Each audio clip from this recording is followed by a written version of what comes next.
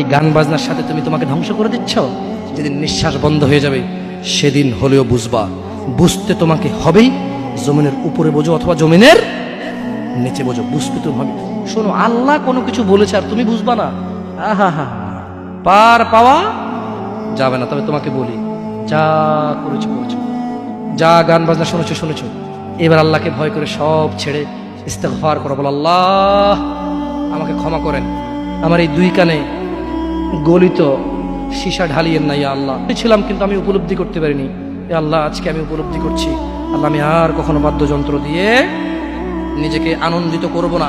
এই হারাম যা আপনার এত আপনাকে রাগান্বিত করে, আমি আর কোনোদিন এই হারাম দিয়ে নিজেকে আনন্দিত করব না। আমি অনুরোধ করব, চিটাগং শহরে থাকি বেশি দিন হয় না, তবে কারো বিয়ে হলে আর 2 দিনও ঘুম হয় না, এত পরিমাণ গান বাজনা বাজায়, ওয়াল্লাহি হৃদয় ভেঙে যায়।